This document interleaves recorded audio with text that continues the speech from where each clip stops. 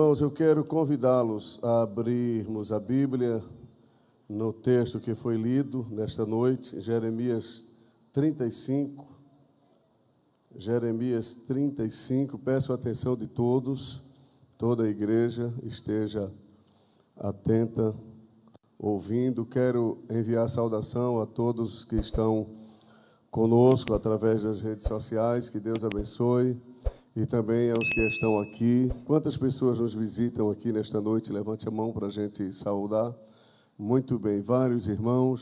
Tem alguma pessoa não evangélica aqui que está nos visitando nesta noite? Muito bem, não tem. Vamos saudar os irmãos que estão conosco. Digam todos, sejam bem-vindos, em nome de Jesus. Amém. Irmãos, vamos ler novamente uma parte do texto que foi lido pelo presbítero André Felipe. Ele leu o capítulo 35, leu do versículo 1 ao 10. Vamos ler os versículos de número 6. Mas eles disseram: não beberemos vinho, porque Jonadab, filho de Recabe, nosso pai, nos mandou, dizendo: nunca bebereis vinho, nem vós, nem vossos filhos.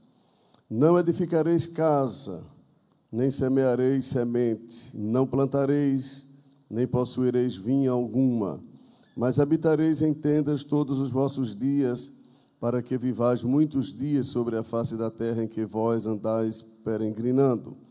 Obedecemos, pois, à voz de Jonadab, filho de Recabe, nosso pai, em tudo quanto nos ordenou, de maneira que não bebemos vinho em todos os nossos dias, nem nós, nem nossas mulheres, nem nossos filhos, nem nossas filhas, nem edificamos casas para a nossa habitação, nem temos vinha, nem campo, nem semente, mas habitamos em tendas. Assim ouvimos e fizemos conforme tudo quanto nos mandou Jonadab, nosso pai. Amém? Eu quero trazer uma palavra nesta noite, falando sobre os recabitas, sua fidelidade e obediência. Os recabitas, sua fidelidade e obediência.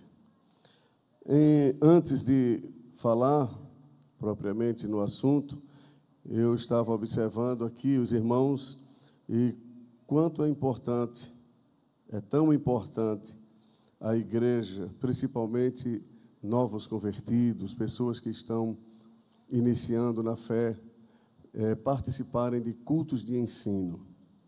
E os principais cultos de ensino da Assembleia de Deus é escola bíblica dominical e o culto de ensino também denominado de culto de doutrina, ou como era antigamente, quando eu era criança, culto de instrução. Então, esses dois cultos são os dois principais cultos da igreja na área do ensino. É o culto que promove o crescimento espiritual de cada pessoa, de cada crente, de cada salvo. A pessoa precisa ouvir a pregação do Evangelho para crer e precisa ouvir o ensino para crescer. Amém, irmãos? Novamente, prestem atenção. O não crente precisa ouvir a pregação do Evangelho para crer. A Bíblia diz que a fé vem pelo ouvir. Então, ouve a pregação do Evangelho, então a fé, ela brota, ela nasce no coração como fruto da pregação. Mas, como crente, precisa ouvir o ensino e estudar a Bíblia para desenvolver a sua fé, isto é, para crescer, para amadurecer na fé. O motivo de muitos crentes, no contexto geral da igreja, não me refiro a uma denominação e nem a uma igreja local, mas no sentido geral, uma das principais causas do fracasso de muitos crentes é justamente a falta de conhecimento da palavra de Deus, consequentemente, conhecimento em relação a Deus. A Bíblia diz o meu povo é destruído por faltar-lhe o conhecimento. Então, a falta de conhecimento gera a falta de crescimento. E assim a pessoa fica uma pessoa enfraquecida, vulnerável. Então, a gente precisa conhecer a palavra de Deus. Por isso diz Oséias, conheçamos e prossigamos em conhecer ao Senhor. O conhecimento em relação a Deus é um crescimento paulatino, gradativo e segue um processo. Não é de uma vez. Nenhum crente, nenhuma pessoa aceita Jesus agora e daqui a 5 minutos já se tornou uma pessoa madura na fé. Ninguém, sem exceção. Todo crescimento, ele é gradativo, é paulatino, é dia após dia. Amém, irmãos? Todos nós deveríamos ter sede pelo ensino da palavra. Muitas vezes trocamos cultos como este e como escola bíblica dominical por coisas banais, coisas que, se é que tem valor, é muito pequeno o seu valor em relação a esse trabalho, que é o trabalho de ensino bíblico. Isso é muito importante para o crescimento. Vejamos este ensino que estaremos trazendo agora, eu estarei trazendo agora para a igreja, sobre os recabitas. Os recabitas, irmãos, eu já vou adiantar aqui por causa do horário.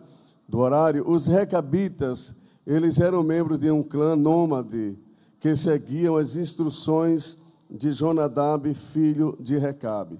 Os recabitas, na sua origem, eles faziam parte de um povo nômade. O que é um povo nômade? Na nossa cultura brasileira, semelhante aos ciganos, que não tem um lugar fixo onde vive, onde mora constantemente ali, apesar que já existem ciganos que já vivem em um determinado lugar. Por exemplo, em Campinas, São Paulo, tem um bairro muito grande, muito rico, por sinal, de ciganos.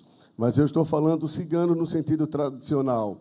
Esses que moram aqui, hoje, amanhã, está em outro lugar, e assim sucessivamente. Então, esse povo aqui, na sua origem, era assim. Era um povo que não tinha paradeiro. Eles não construíam, porque, como os irmãos viram aqui, como vocês puderam ver aqui no texto, eles dizem aqui que não bebiam vinho, nada que fosse da vide. Não bebiam, não edificavam, versículo de número 7, não edificavam casa, não semeavam, não plantavam. Isso aqui era uma tradição, era uma cultura desse povo. Esse povo não bebia vinho, esse povo não edificava casa, versículo 7, não edificava casa.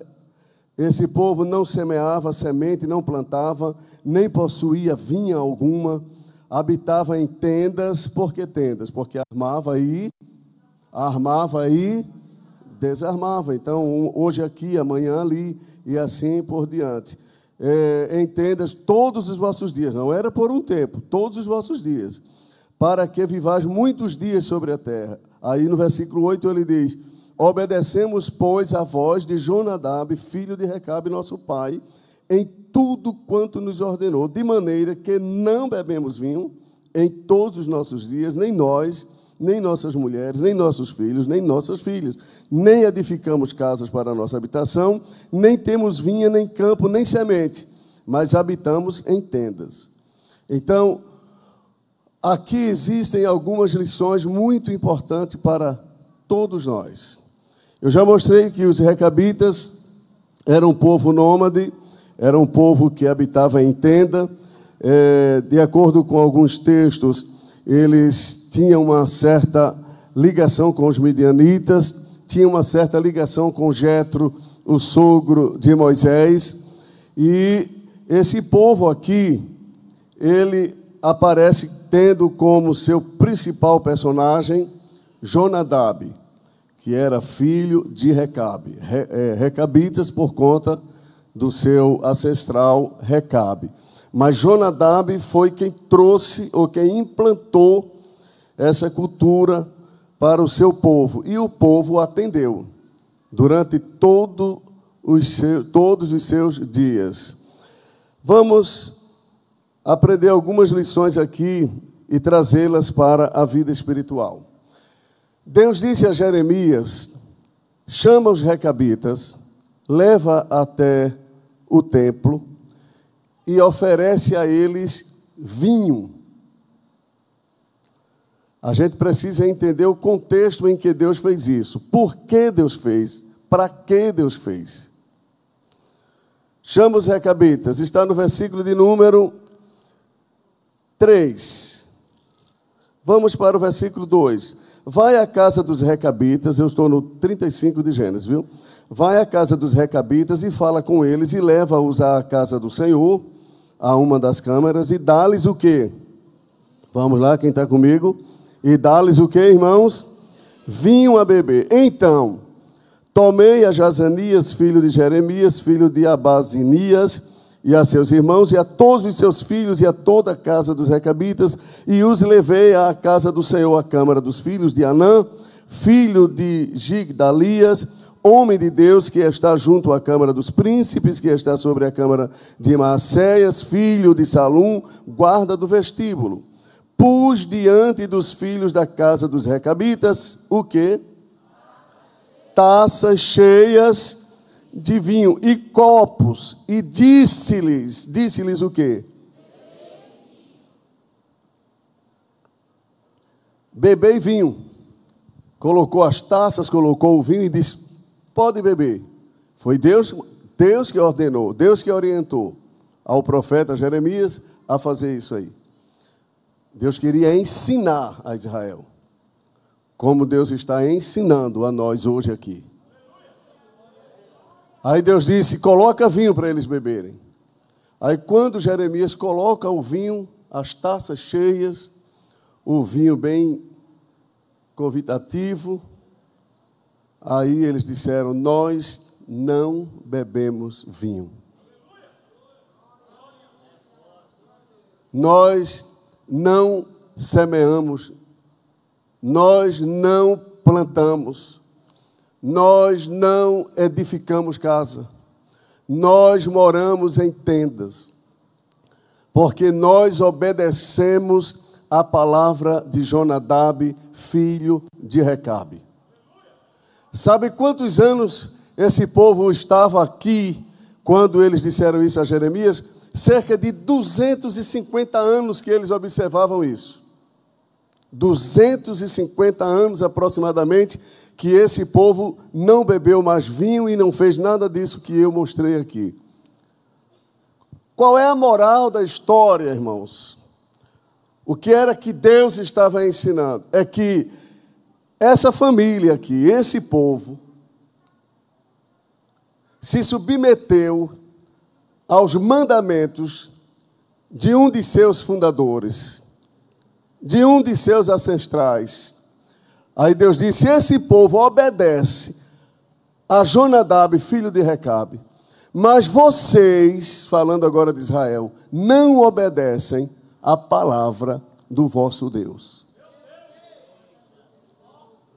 O que era que Deus estava ensinando?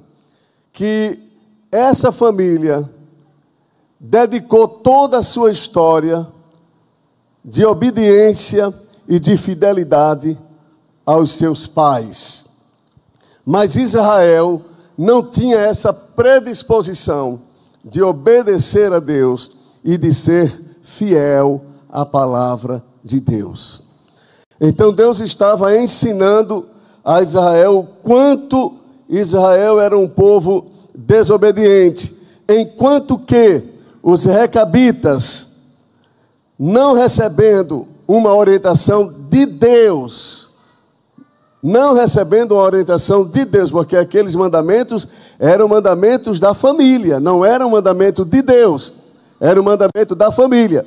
Aí Deus, através de Jeremias, diz: eu vou mostrar para esse povo o que é fidelidade. Aí Deus diz: leva esse povo até a casa de Deus e oferece a esse povo vinho.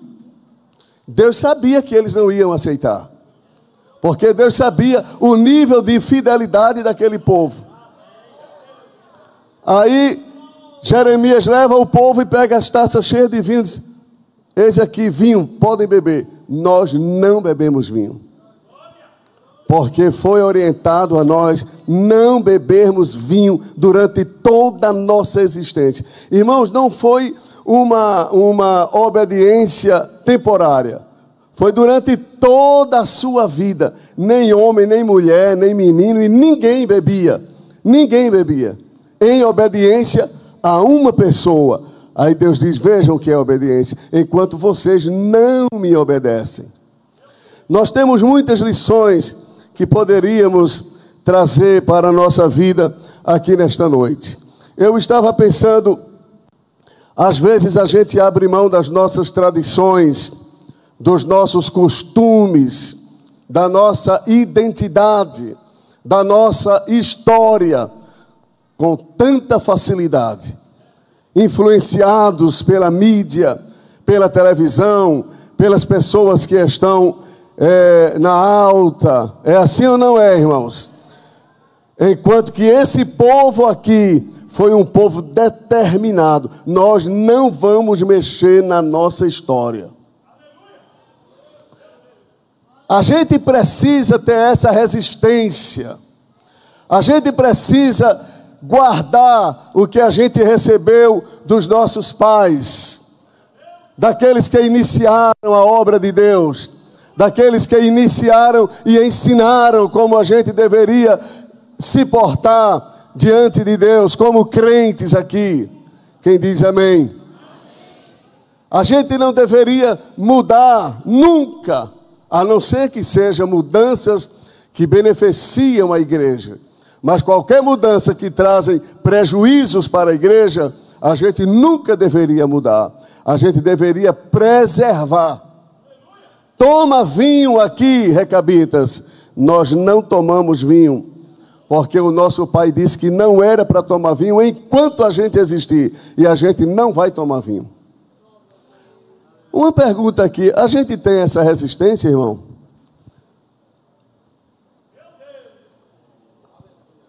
A gente tem essa determinação de preservar a nossa vida, preservar a nossa história? Ou a gente abre mão assim com tanta facilidade?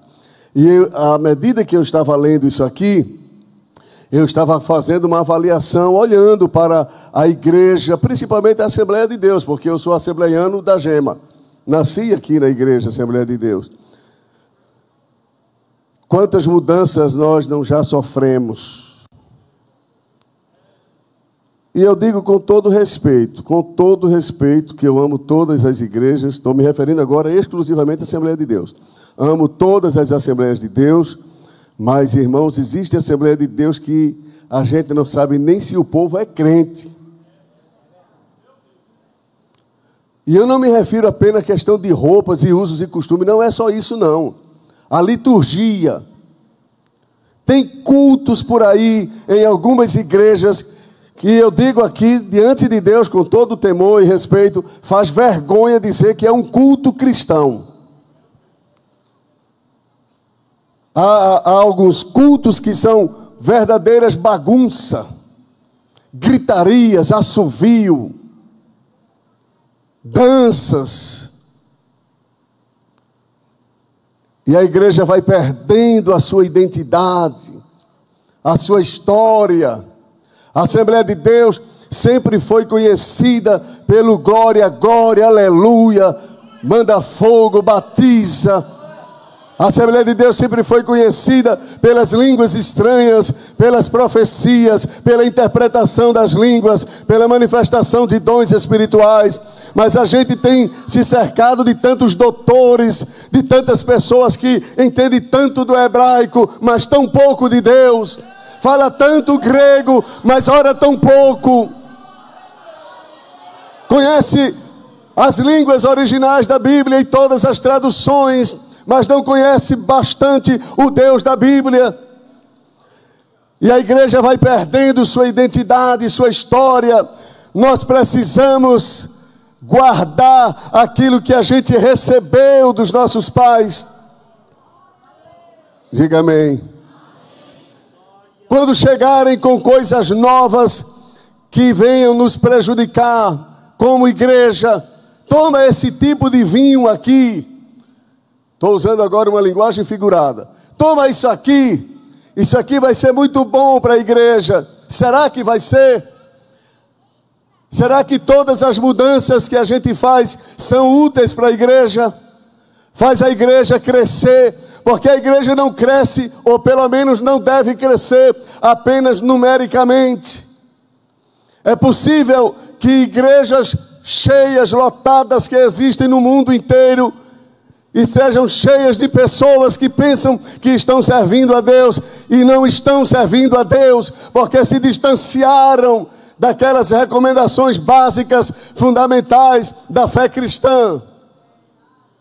E há muitas pessoas que, para ter uma igreja grande, aí começa a abrir a mão para o mundo, já não ensina sobre santidade, não ensina sobre obediência, não exige que o crente tenha postura de crente, não estabelece limites até onde o crente deve ir e não deve ir. Todos nós somos livres para irmos até onde a gente quiser, mas Paulo disse: todas as coisas me são lícitas, mas nem todas as coisas me convém.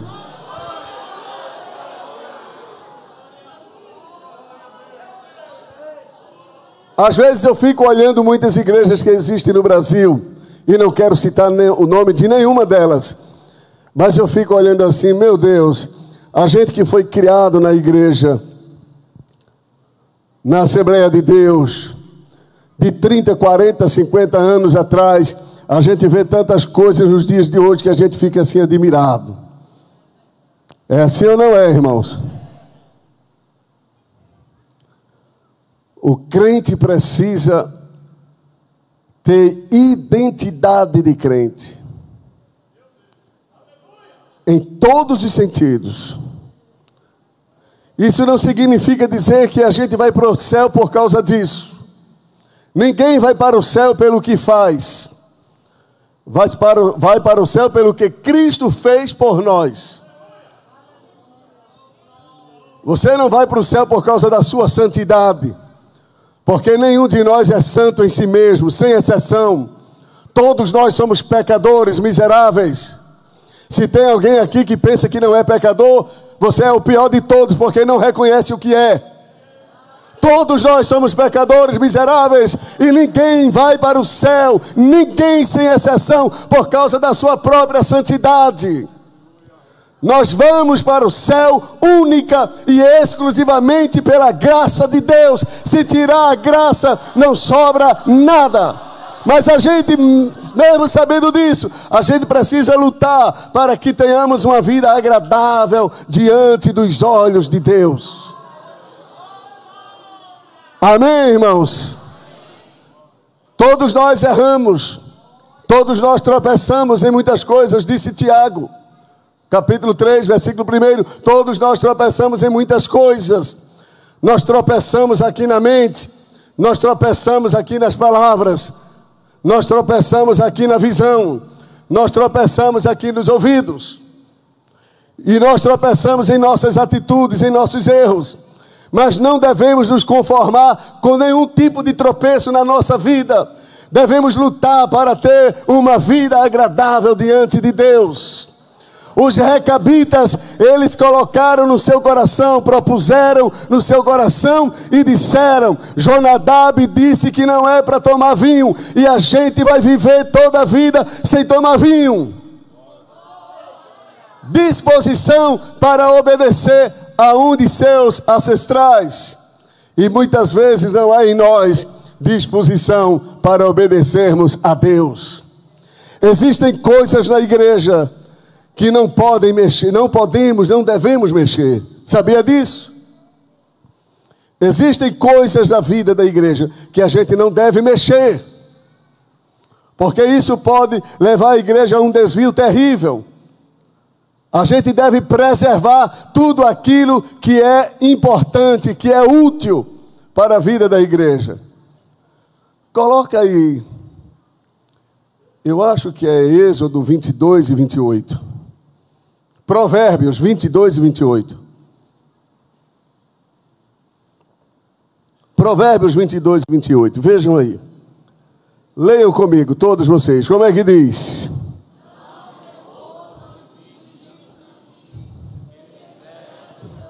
Não removas os limites antigos que fizeram os teus pais.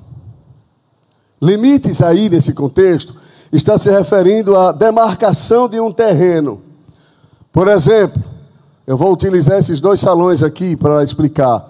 Ali naquele parapeito ali, aquilo ali é um limite.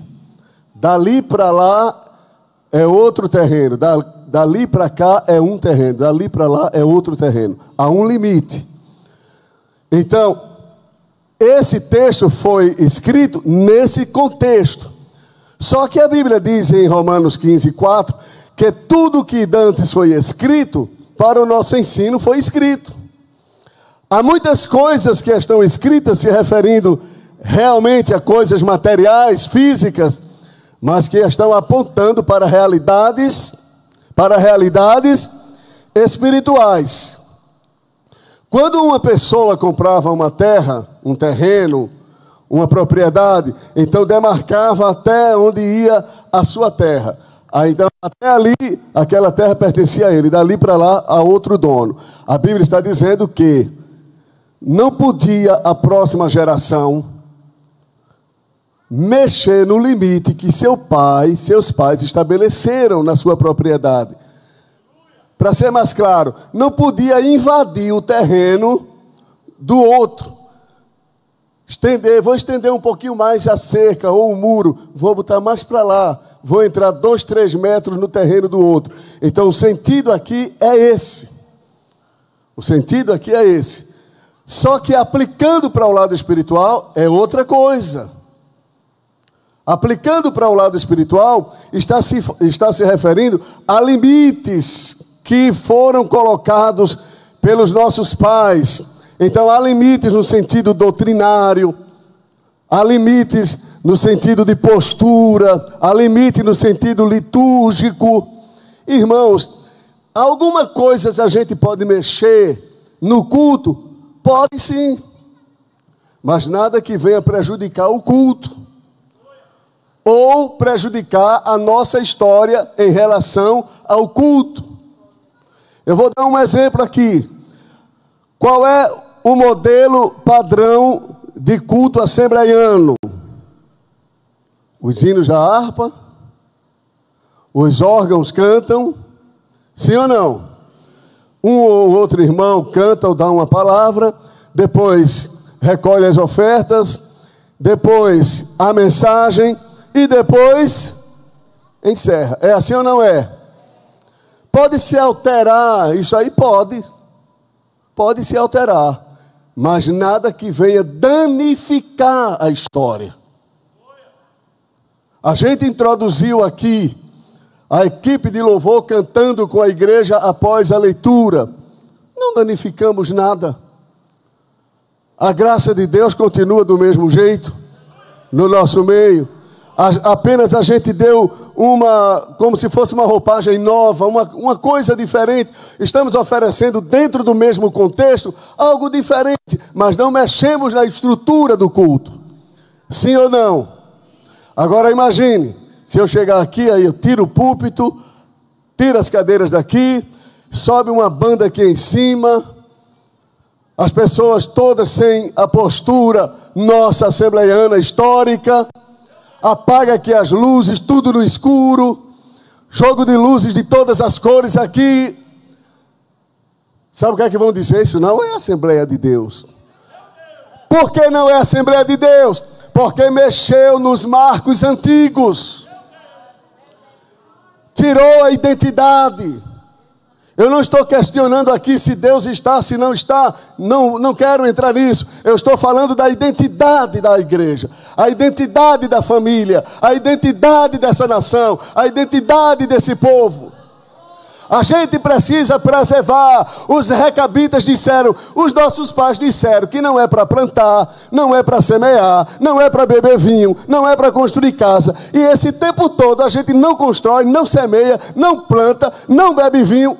Vejam só, eles foram fiéis à sua história.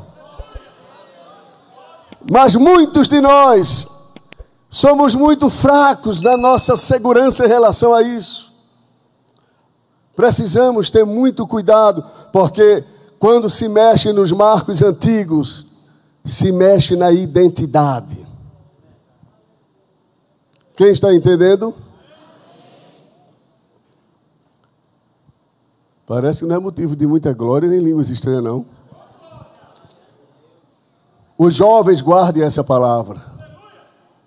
Irmãos, nós não devemos mexer, nós não devemos danificar a identidade da igreja. A gente deve preservar tudo aquilo que é bom e que é útil na obra de Deus. Tudo que é bom e útil. A gente se moderniza nos métodos de trabalho. A nossa igreja já foi altamente contra a televisão. Hoje todo mundo tem televisão. E uma boa parte tem mais de um. É um no quarto, é outro na área de serviço. É assim ou não é? Mas antes era pecado. Mas será que realmente era pecado ter a televisão? Ou a gente não soube administrar quando a televisão chegou? Houve um período que era pecado até sandália havaiana. Era pecado rádiozinho. Por quê? Porque a gente não soube administrar coisas novas que apareceram. Agora descobrimos o valor da televisão. A televisão já está ficando um pouco para trás. As redes sociais estão avançando. E ao invés da gente condenar as coisas, a gente deve ensinar como usá-las.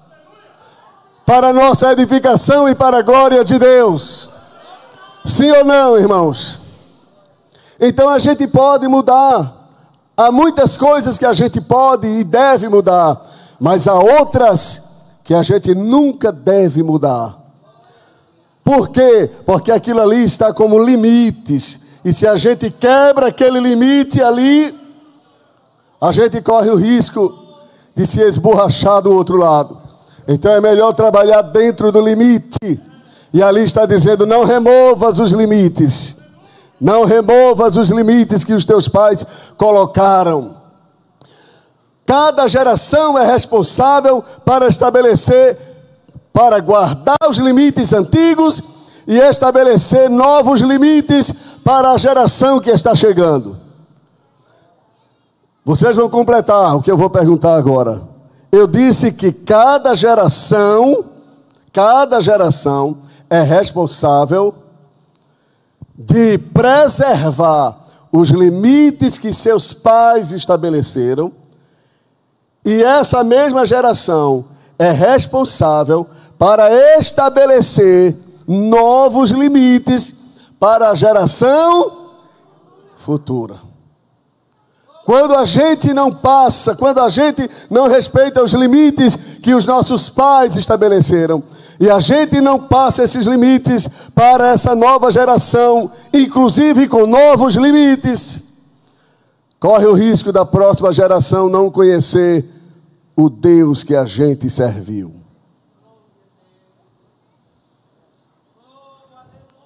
Eu não quero generalizar, não quero deixar ninguém magoado nem triste comigo, com o que vou dizer, mas o que vou dizer é uma verdade nua e crua. Há muitos pais que perdem os filhos para o mundo, não são todos os casos, cada caso é um caso, já estou dizendo, para depois não estar me condenando aí.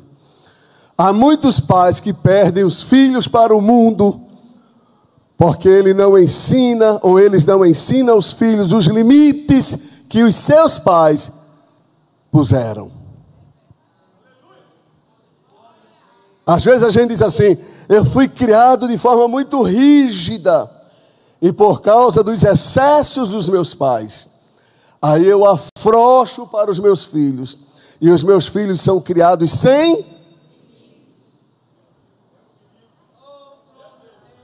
Eu tenho que ensinar aos meus filhos, ainda que meus pais exageraram, eu tenho que ensinar aos meus filhos os limites que eles estabeleceram e que são úteis para a preservação da minha família.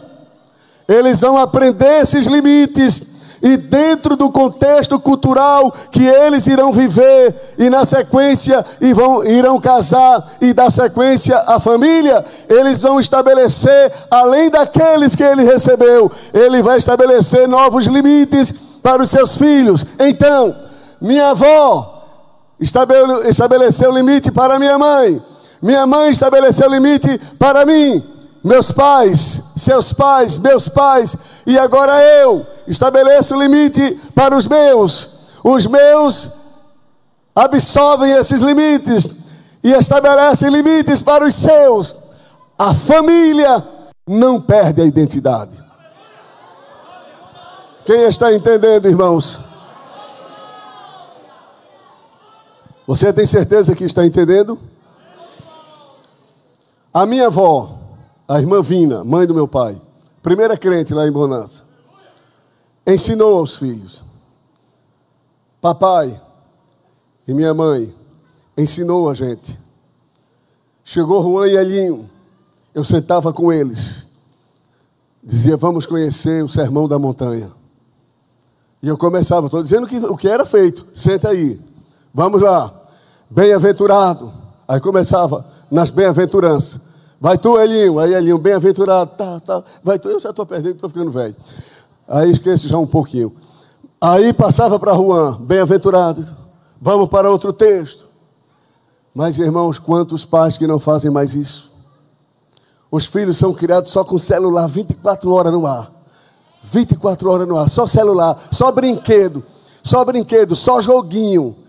E ainda quando estiver em joguinho, o perigo é grande, mas ainda é menor do que outros. E essas crianças não vão conhecendo a Deus, não sabem nada sobre Deus. Eles conhecem todos os jogadores da seleção brasileira e dos times pernambucanos, ou do Brasil e da Europa, mas não conhecem os apóstolos, não conhecem os heróis da fé, não conhecem a história bíblica. O máximo que sabe é que Sansão matou um leão e que Davi derrubou Golias. Mas isso não é tudo que a Bíblia tem para os nossos filhos. A Bíblia é riquíssima de ensino para que o filho cresça no temor do Senhor. Se a gente não despertar, a gente vai gastar muito tempo ganhando o povo de fora e perdendo os de dentro. Ganhando o mundo e perdendo a casa, perdendo a família, perdendo os filhos, perdendo os netos. A gente precisa lutar para quando Jesus buscar a igreja e a igreja subir. Eu não sei como será lá, mas eu quero apenas fazer uma ilustração. Eu quero, quando chegar lá no céu, eu dar uma olhada assim e ver os meus pais, ver os meus irmãos, ver os meus filhos, ver a minha família. Ali está. Ah, você está aí, você veio. Ah, você também veio. Amém. A gente chegou, a gente venceu, a gente superou. Imagine você chegar no céu, você vai ver o seu vizinho que você pregou e ele aceitou Jesus, mas vai procurar a sua família. Não estou vendo ninguém, parece que somente eu que vim. Não é isso que Deus quer. Crê no Senhor Jesus e será salvo tu e a tua casa. Luta pela salvação dos teus filhos, dos teus netos, dos teus parentes. E uma maneira que a gente tem como salvar a família é: guarda os limites.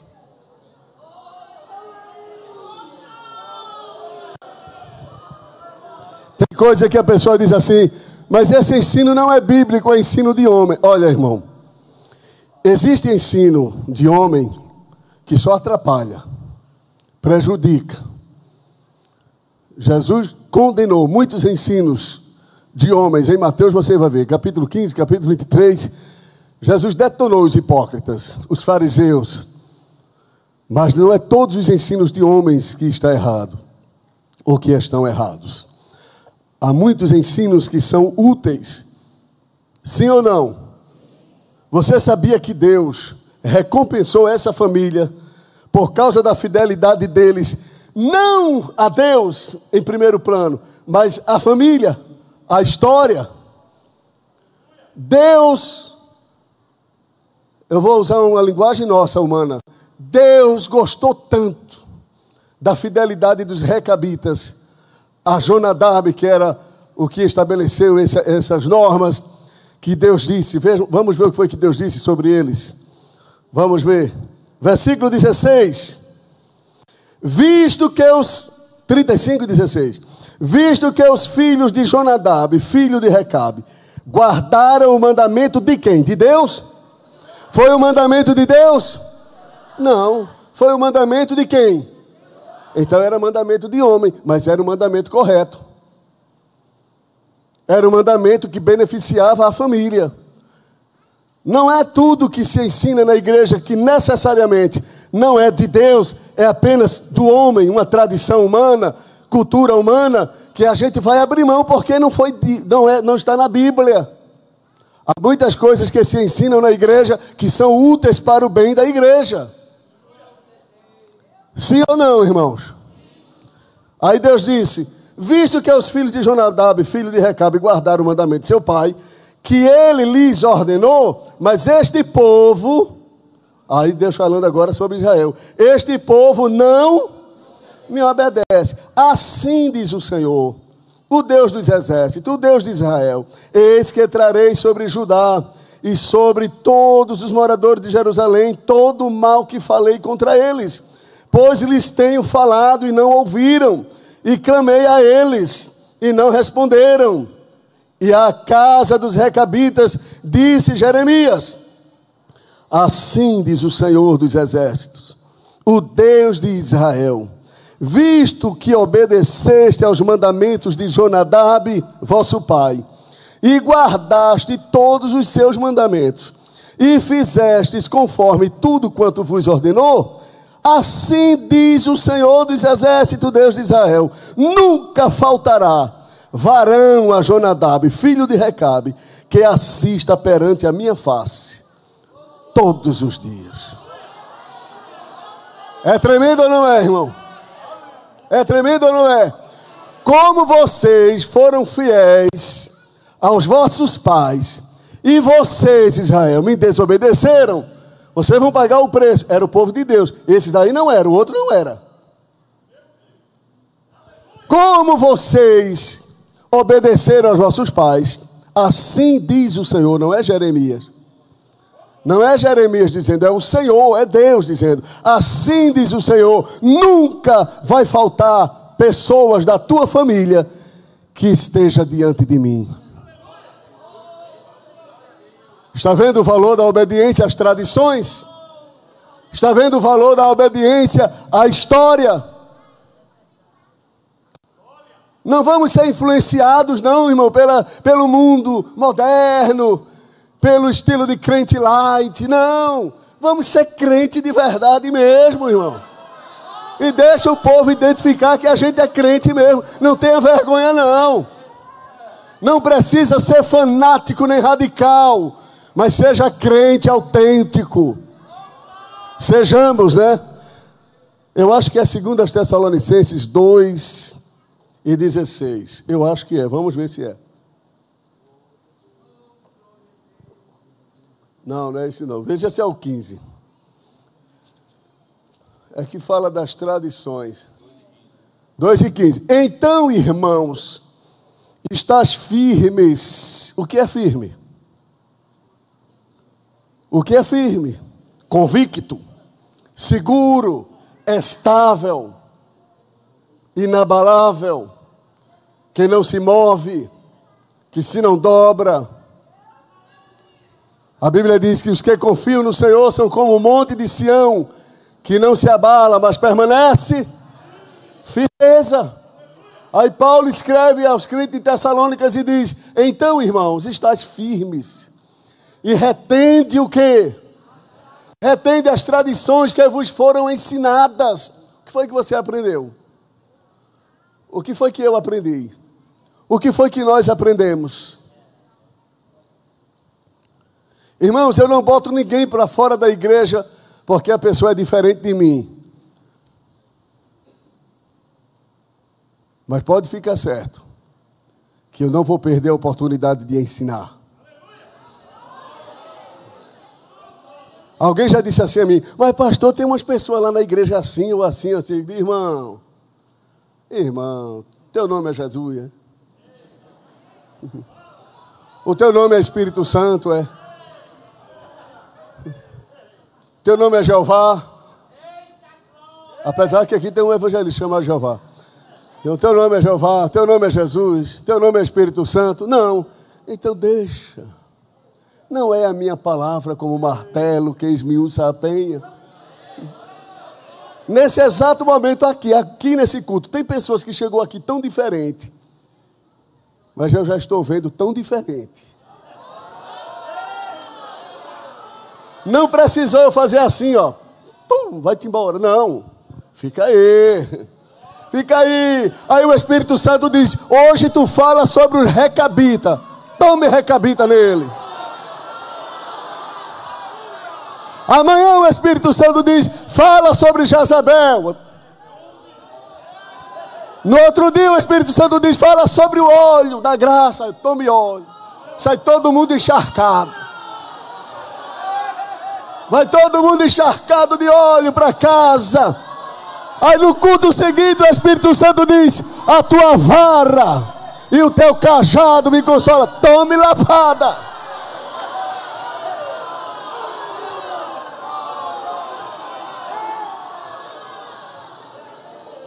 Não se perde ninguém. Deixa vir.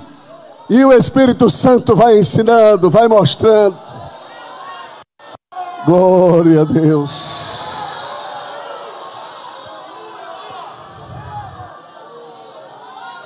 Mas os crentes radicais andam com uma tesoura desse tamanho. É assim ou não é? Sabe que tesoura é essa, né? De jardineiro, né? Que é bem grande. É só cortando, irmão. Se eu for sair cortando todo mundo, vai ficar faltando um no final. Eu vou ter que dirigir a tesoura para o lado de cá. Deixa Deus trabalhar. Deixa Deus agir. Deus está agindo. Deus está trabalhando. O Espírito Santo ainda é Deus.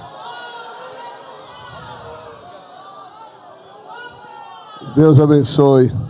Eu estou com tanta vontade de falar mais.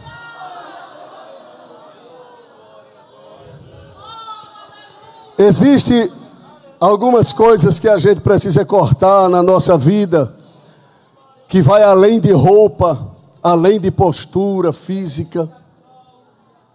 É a língua, irmão.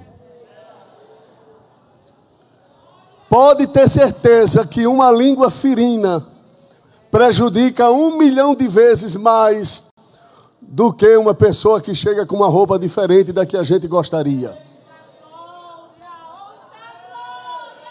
Destrói, abate, acaba com o emocional. É assim ou não é? Eu já ouvi coisas, irmãos, que me abateram, que eu quase que atrofiava. Você ouvir certas palavras nessa decisão que eu tomei de iniciar esse trabalho, eu já ouvi palavras que me abateram. Não só ouvi, mas escuto ainda. Coisas pesadas. Aí eu pergunto, e isso aí, diante de Deus, como é que soa? Deus está apenas preocupado com roupa, com joias. Deus está apenas preocupado com postura física e com a língua.